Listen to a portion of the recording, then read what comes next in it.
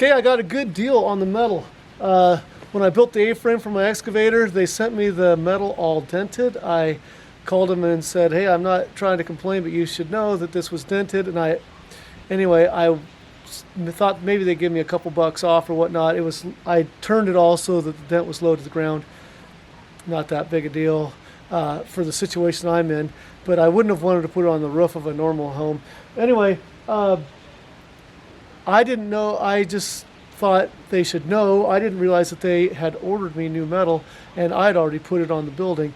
And so when I went to order new metal for my bathroom, I said I want matching color, matching metal, and but I needed much shorter lengths. They said, well, we had reordered metal for your other structure. You could have it for free, but you'll have to cut it yourself. So it's going to take me a little bit of work, but the price is great. That's close to $1,000 worth of metal roofing. There's 10 sheets, 16 feet long there, 3 feet wide. I'm going to cut it by using my circular saw. There's different special blades that you can get for this, but if you see this, I just put my wood cutting blade on backwards, and you could do this, and it actually cuts quite well through sheet metal, and you don't have to buy a special blade. You just use your old metal blade. I'm going to try to cut 2 sheets at a time here. I usually do it one. We'll see if 2 sheets work. Definitely going to have my earplugs in, and definitely safety glasses on. There's times I've been known to not always put my safety glasses on when cutting wood and whatnot, but anytime I'm grinding metal or cutting metal, definitely put the safety glasses on. And we'll just try to do this in the trailer and just leave it in the trailer. I need 71-inch lengths, and we'll go from there.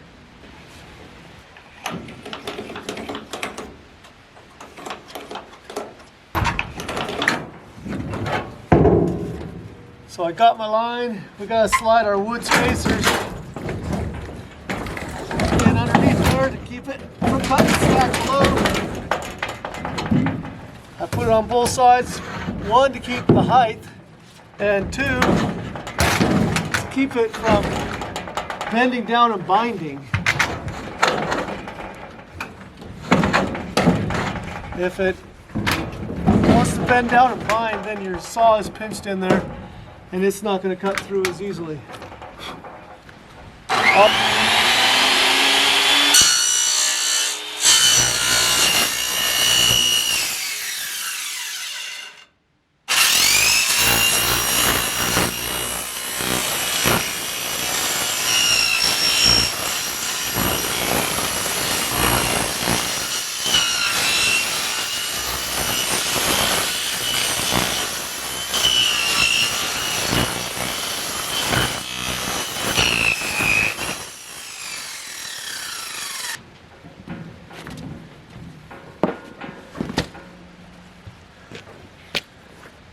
I'm going to have about 4 feet of extra in the middle. I'm also going to have a couple extra sheets because of the amount of metal they gave me.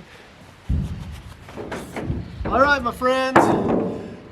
2 sheets went so well, so smooth. I'm going to go for 3. I don't think I've ever cut 3 sheets of metal roofing before at one time with this modified blade. But I need 8 sheets total cut. And so I did 2, and if I do 2 stacks of 3, I'll get through here and not have to waste time setting up. So let's see if I can do 3 sheets at a time.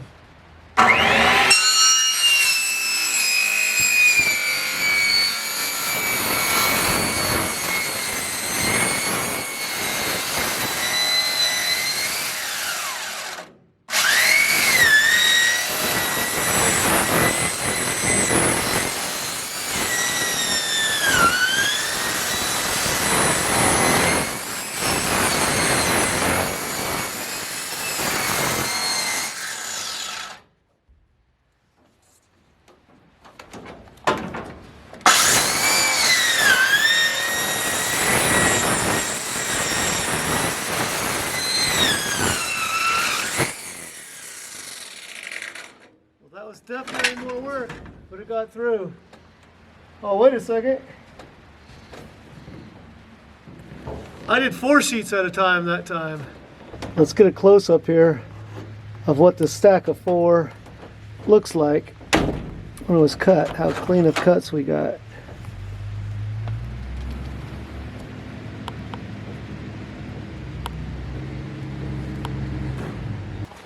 Okay, I'm going to do something I've never done before. Right now, I need to rip this 16-foot sheet to length, and the cut needs to go right down the top of one of the ridges, so it's going to create a little bit of space underneath of it. I normally put a couple pieces of wood underneath it, obviously to lift it up so you're not cutting anything underneath. But what I'm going to do today is I'm going to change my blade depth on my saw so that it is basically just sticking down 1/4 of an inch from the plate, maybe about 1/4 of an inch. That should cut through the metal, and then I don't even have to put a spacer underneath.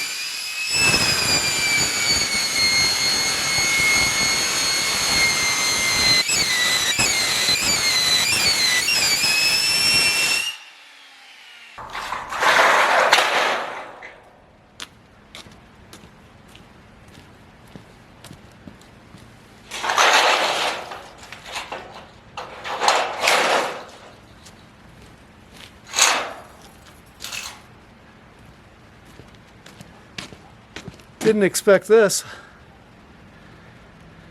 The cuts are nice and clean though.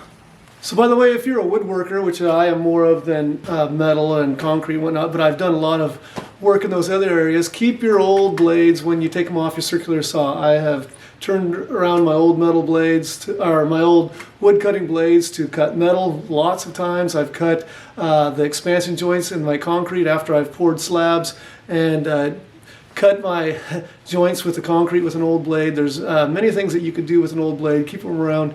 Even if there's boards with nails on it, you got to make a cut.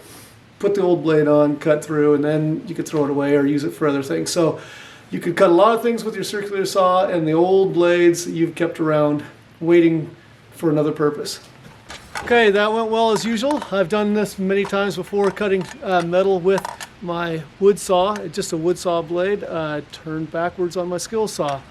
But we got multiple cuts done. I'm ready to take back down to the campground and put this up. So as always, thanks for joining me on the Flanagan Homestead, where Christmas trees are my business, teaching, including horticulture, is my job, and outdoor projects like building on my campground are my passion. Thanks for joining me. Be blessed.